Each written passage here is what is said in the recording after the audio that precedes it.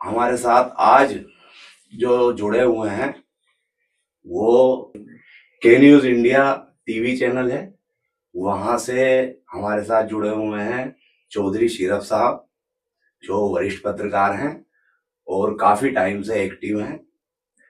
और सबसे बड़ी हमारे लिए खुशनसीबी की बात यह है कि वो हमारे क्षेत्र से यानी हमारे जिले अमरोहा से बिलोंग करते हैं। उनके साथ आज के एपिसोड की हम शुरुआत कर रहे हैं। तो आइए मिलवाते हैं आपको चौधरी शीरफ साहब से। जी चौधरी शीरफ साहब, आपका बहुत बहुत स्वागत है हमारे यहाँ। आप बताइए, आपको कैसा लगा हमारे साथ यहाँ आज बैठने के बाद? जी बहुत अच्छा लगा, आपके पॉडकास्ट में आया हूँ और एक बहुत अच्छा आपने सेटअप बनाया है। जो आपने यहाँ मैनेजमेंट किया है बहुत अच्छा है। इसके लिए मैं आपका तहे दिल से शुक्रगुजार हूँ। जी देखिए शीरफ साहब, शीरफ भाई कह सकता हूँ मैं हाँ आपको, जी जी क्योंकि आप हमारे बड़े भाई की तरह हो, हमारे क्षेत्र से हो।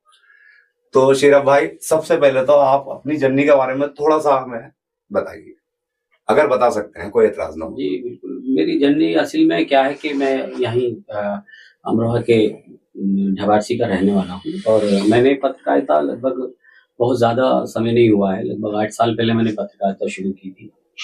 कुछ ज़िंदगी के ऐसे पड़ाव आए जिसके चलते कभी मैंने सोचा नहीं था कि मैं पत्रकारिता की जगत में आऊँगा भी, लेकिन मैंने शुरुआत की थी। और ये मेरी खुशनसीबी है कि आज मैं मुझे बहुत कम समय में, बहुत अल्प समय होता है 8 साल पत्रकारिता के लिए, क्योंकि लोगों ने बहुत बहुत लंबा समय दिया है पत्रकारिता को, पूरी जिंदगी गुजार देते हैं लोग। वो तो आपके उस पे है ना कि आप किस तरह से एक्टिव रहे होने के लिए तो बहुत बहुत पुराने पत्रकार भी हैं जो आज गुमनामी की जिंदगी जी।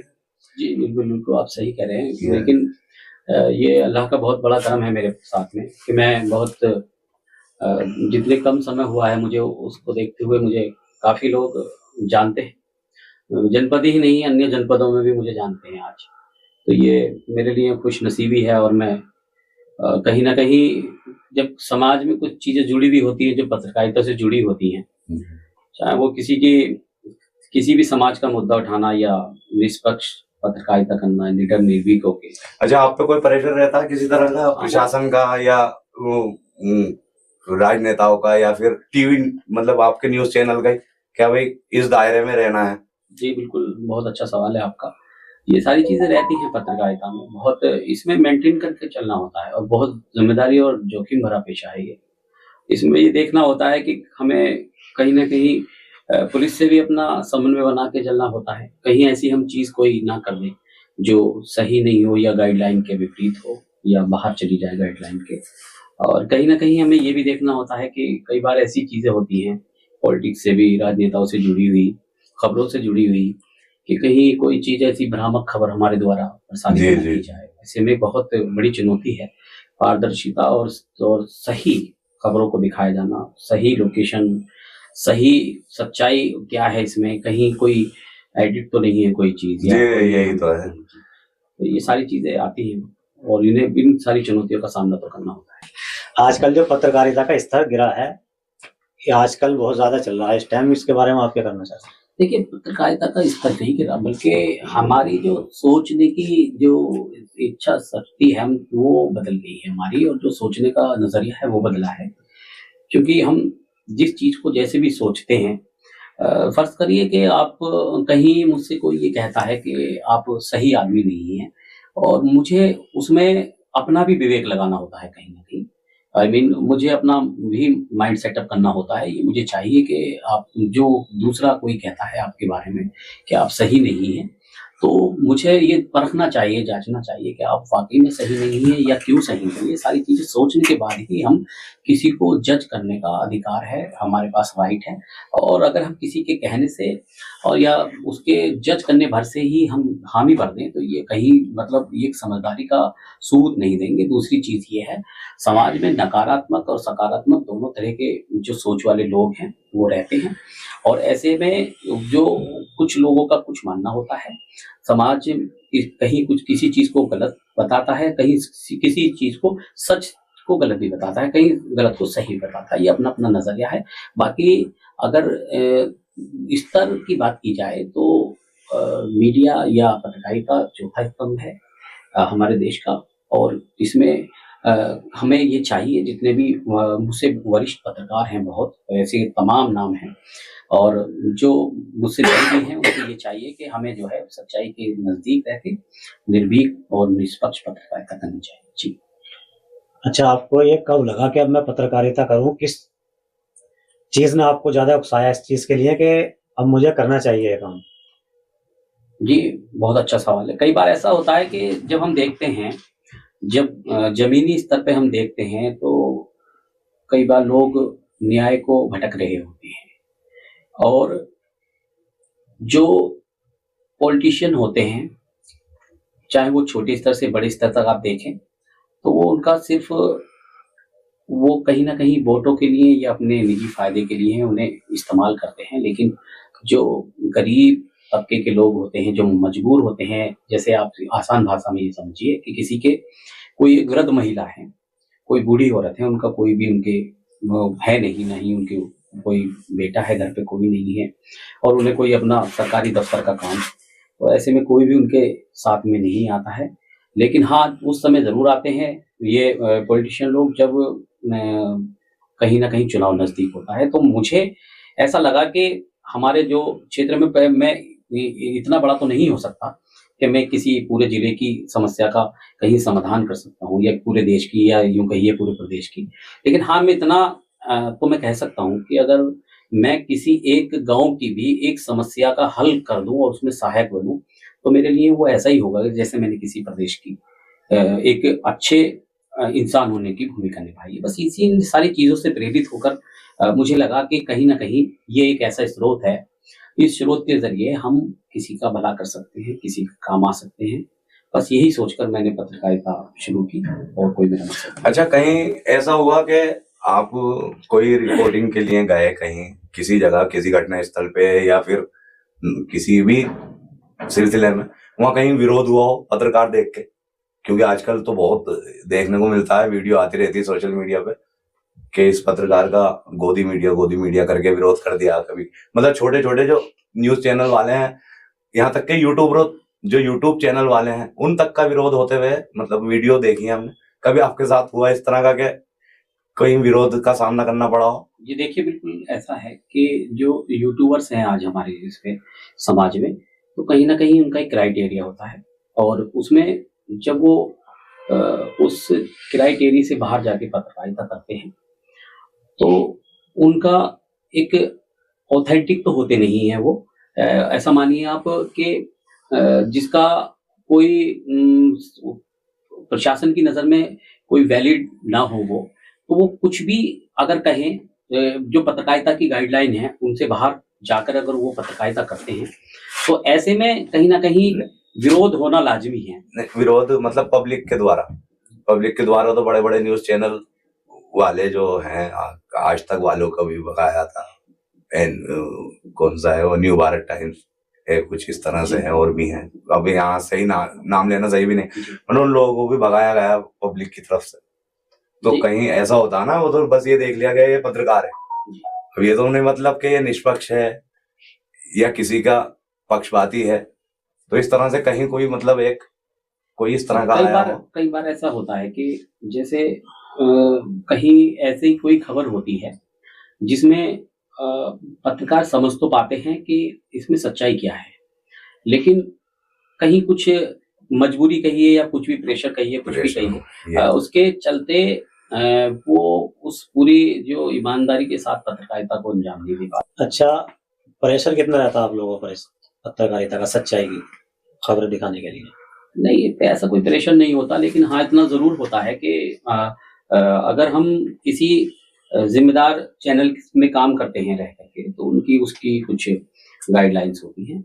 लेकिन अगर हम यूट्यूबर हैं, तो उसमें कोई ऐसा नहीं होता, कोई एक सीमांकन नहीं होता। उसमें हम बहुत आउट ऑफ लिमिट जाकर के पत्रकारिता करते हैं। आप आजकल देख रहे होंगे कि यूट्यूबर्स हैं, वो जनता के बीच जाकर के ऐसा मतलब उन्होंने अपना बिहेवियर बना लिया है कि उनका जैसे मानो एक झगड़ा हो रहा है, तो उनकी कोई बंदिश नहीं है, कोई एक लिमिट नहीं है। वो उस लिमिट से बाहर रह के जो है पत्रकारिता करते हैं और पब्लिक से सवाल करते हैं। बेतुके सवाल करने। वो कहीं ना कहीं उनका हाँ। जो है वो लक्ष्य कुछ और होता है, शायद व्यूअर्स बढ़ाना या व्यूअर्स बढ़ाने के लिए तो व्यूअर्स बढ़ा। क्योंकि ऐसे आप देख रहे होंगे टीवी पे ऐसे समाचार प्रसारित हो रहे हैं जिसमें लगातार जो ये लोग हैं यूट्यूबर्स हैं वो ऐसे सवाल पूछते हैं पब्लिक ऑन प्लेस, तो जैसे मतलब कोई एक झगड़ा या लड़ाई या जैसे आपस में एक दुश्मनी हो, तो ऐसी चीजें जब कोई किसी से ऐसा सवाल पूछे जो बिल्कुल गलत हो या किसी की छवि को धूमिल कर रहा हो या उसका सच से कोई ताल्लुक ना हो, तो आप समझिए कि वो पब्लिक तो ऐसे में भड़केगी और जब भड़केगी तो कुछ भी फिर तो ऐसा लड़ेगा ऐसा लगता है कि जैसे इनमें लड़ाई हो रही है या जो कोई झगड़ा हो गया है। लेकिन अगर जिसे हम टीवी की पत्रकारिता करते हैं तो उसमें एक लिमिट होती है और उसमें ऐसा नहीं होता कि हमें इतना एक हमें पालन करना पड़ता है। और दूसरी चीज ये है उसमें ऐसा नहीं, हमें किसी भी खबर पे ऐसा नहीं होता, बहुत समय मिलता है हमें उसमें एक लाइव का, एक फोनो का, एक या ब्रेकिंग का या एक बड़ी जो खबर होती है उसका पैकेज खबरों का, सबका एक लिमिट होती है, टाइमिंग होती है। उसमें ऐसा नहीं है कि वो कुछ भी हमारी मर्जी से हो जाए या हम टाइमिंग अपनी मर्जी से ले लें, वो सारी जो है टीवी चैनल्स की गाइडलाइन होती है, उसके ही अनुरूप हमें करना होता है। क्या आपको कभी विरोध का सामना भी करना पड़ा है? आप कवरेज करने गए हों और आपको विरोध का सामना करना पड़ा हो और आप बिना कवरेज करे ही आ गए हों?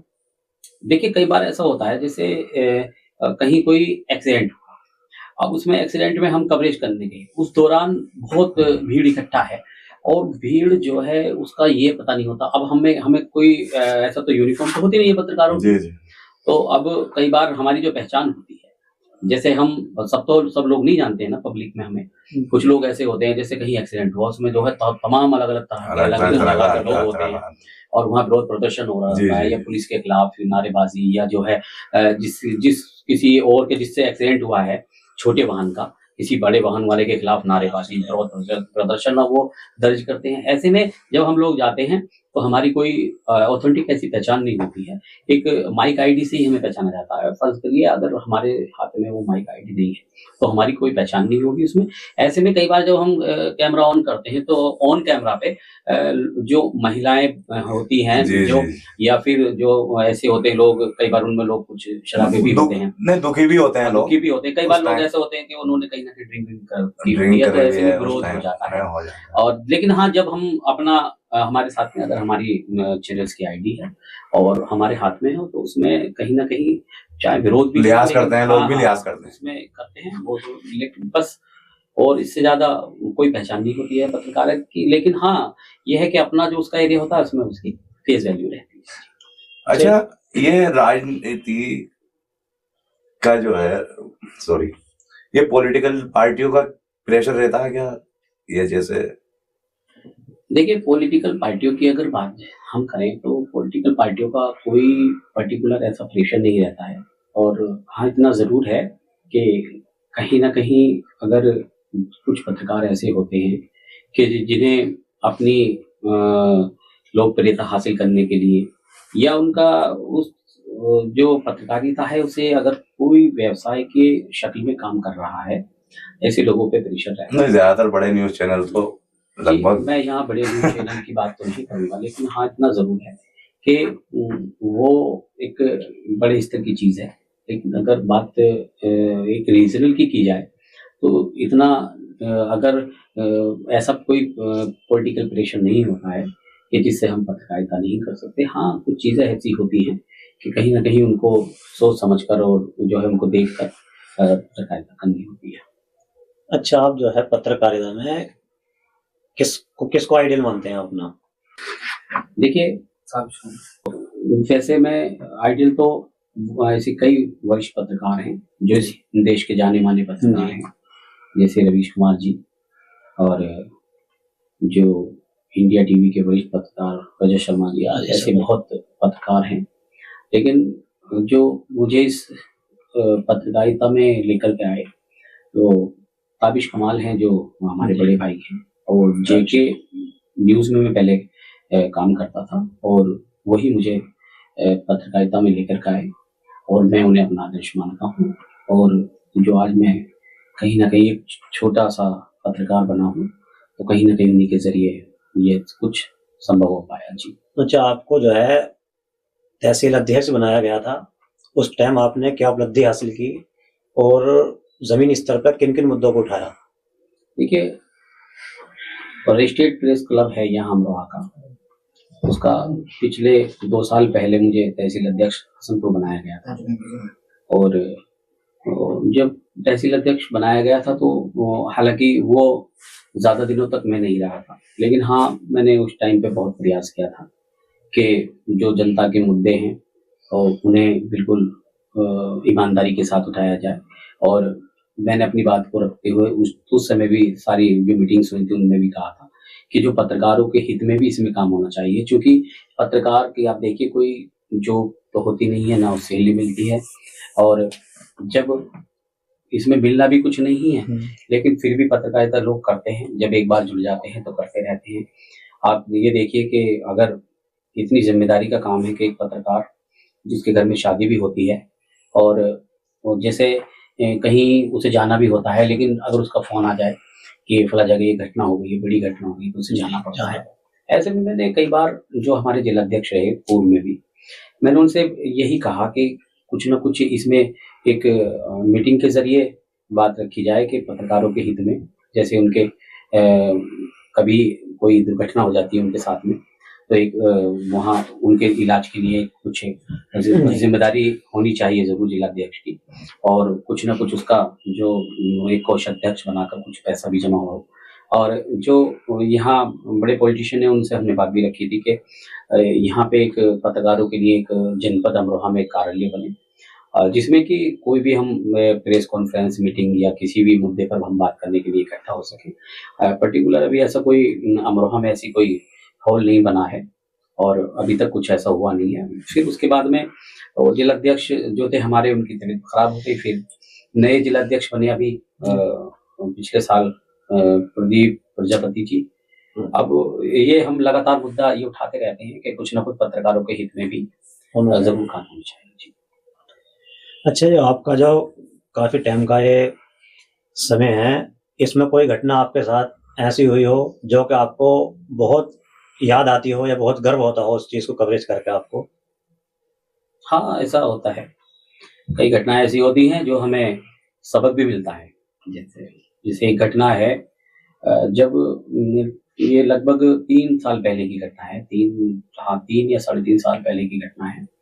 एक रोड एक्सीडेंट हुआ था, तो उसमें हमने खबर चलाई थी, और फोन जो होता है, जो हम अपने स्टूडियो में जो एंकर हमसे जानकारी करते हैं उसको हम जानकारी देते हैं, तो उसमें मैं फोन पर था और मैंने जो किसी से मुझे जानकारी मिली कि वो जो एक्सीडेंट हुआ है उसकी क्या स्थिति है, तो मुझे जानकारी में ये बताया गया कि उसकी मौत हो चुकी है, लेकिन एक्चुअल में उसकी मौत हुई नहीं थी, मेरठ में उसका इलाज चल रहा था। उस टाइम पे एसपी आदित्य कुमार लांगे जी थे यहाँ पे, और जो ये गजरोला थाना क्षेत्र में घटना हुई थी, और वो जो जिसके रोड एक्सीडेंट हुआ था वो रहने वाला डबारसी गाँव का था।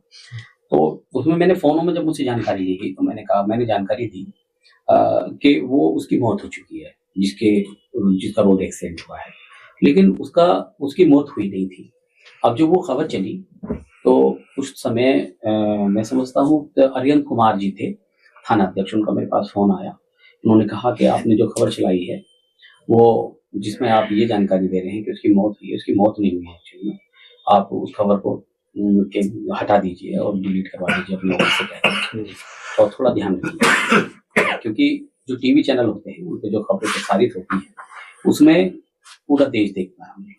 तो मैंने उस दिन ये प्रण किया कि खबर जो हो वो बिल्कुल एक्चुअल हो, उसमें कोई गलती नहीं हो, कोई त्रुटि नहीं हो, क्योंकि कोई भी हमसे अगर हम अनजाने में भी कोई त्रुटि हो जाती है किसी खबर में तो वो देश में एक गलत संदेश जाता है उसमें, और उसमें नकारात्मकता पैदा हो सकती है। और दूसरी एक उससे मुझे बहुत दूसरी जो घटना है, बहुत अल्प समय लूंगा मैं उसमें बताऊंगा आपको, कि एक बूढ़ी महिला थी और वो शायद उन्हें दिखता भी नहीं था, तो वो मैं एक बार जो पूर्ति अधिकारी हैं वो उनके कार्यालय गया हुआ था मैं, तो मुझे वो दिखी और उनका जो था वो राशन कार्ड बनवाने के लिए गई थी। तो उन्होंने मुझसे कहा कि मेरा राशन कार्ड नहीं बेटा, और मैं पिछले कई महीनों से चक्कर लगा रही है। तो मैंने उनको अपने साथ लेकर गया और जो पूर्ति प्रभारी थे, पूर्ति निरीक्षक थे, पूरन कुमार चौहान जी थे उस समय। मैंने उनसे कहा और उन्होंने उनका राशन कार्ड ऑनलाइन था उन पे, और वो उन्होंने जो फीडिंग होती है वो करवा दिया, और जो है वो उनका राशन कार्ड बन के आ गए। तो जब उनका राशन कार्ड बना तो उन्होंने मुझे बहुत दुआएं दी, बहुत ज्यादा दुआएं दी। और उन्होंने ये समझिए कि एक वृद्ध बूढ़ी महिला ने, बूढ़ी जो वो थी, बुजुर्ग थी, उन्होंने मुझे दुआएं दी। जो ऐसी चीजों का बहुत ज्यादा असर पड़ता है जीवन पर, और बुजुर्गों की दुआएं लेनी चाहिए और ऐसे काम करते रहने चाहिए पत्रकारिता में। या किसी भी, अगर आप आम इंसान भी हैं, आप कोई पेशे में भी नहीं है, तब भी ऐसे काम करने चाहिए जिससे कि आपसे लोगों को फायदा पहुंचे। हाल ही में आप टिहरी मेले की कवरेज के लिए गए हुए थे और वहाँ आपने काफी अच्छी कवरेज करी है। इसके लिए आपको जिला प्रशासन ने सम्मानित किया है, इसके बारे में आप कुछ बताएं। देखिए, ऐसा है, जो 2025 का गंगा टिहरी मेला है, ये एक लाखों आस्थावानों से जुड़ा है और ये एक विशाल आयोजन होता है मेले का।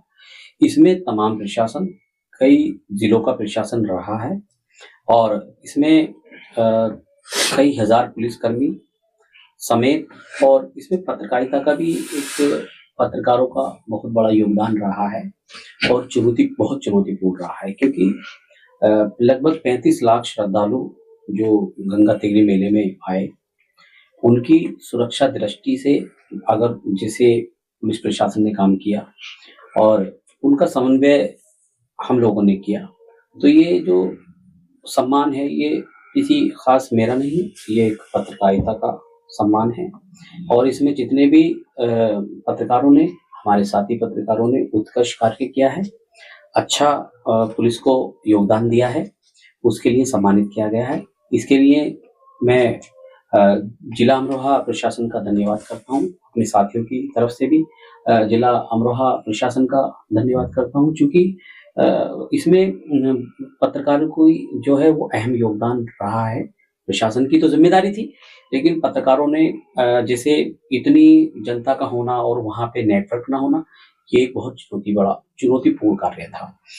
सही खबरें देना, क्योंकि इसके बराबर में जैसे जनपद हापुड़ है, उसमें भी गंगा मेले का आयोजन हो रहा था। वैसे में कहीं मान लीजिए कोई खबर जैसे होती है, अब उसमें लोकेशन का तो पता चलता नहीं है, क्योंकि वो कोई गांव या शहर नहीं है, वो एक वहाँ एक विशाल जो एक जगह होती है, इतना बड़ा आयोजन होता है, और वहां से किसी खबर का सही तरह से चलाना या उसे दिखाना, ये बहुत चुनौतीपूर्ण और एक जिम्मेदारी भरा काम होता है। ऐसे में जो पत्रकारों ने भूमिका निभाई है जनपद अमरोहा के, वो बेहद ही सराहनीय है।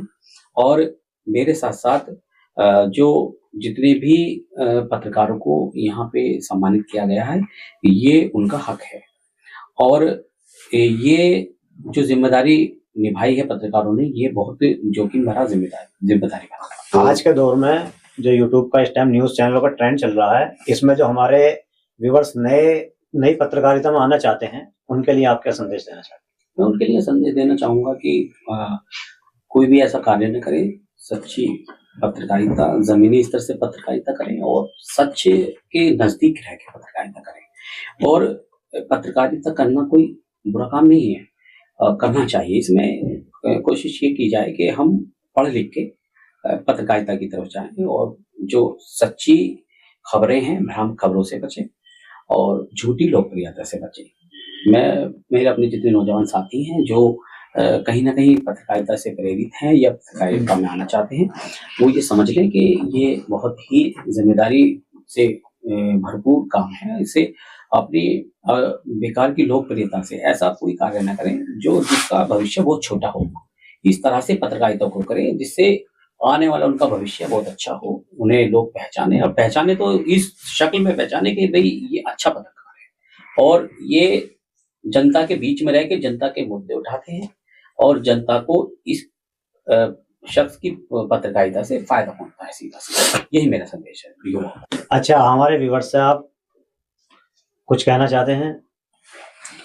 जी हाँ, बिल्कुल। मैं व्यूअर्स से कहना चाहूंगा कि जो आप जो पॉडकास्ट है उसे ज्यादा से ज्यादा देखिए और जो हमारी बात है, जिन बातों से हमारी जो व्यूवर्स हैं वो सहमत हैं, अच्छी लगती हैं या अच्छी लगी हैं, उन्हें ज़्यादा से ज़्यादा सराहने का काम करें।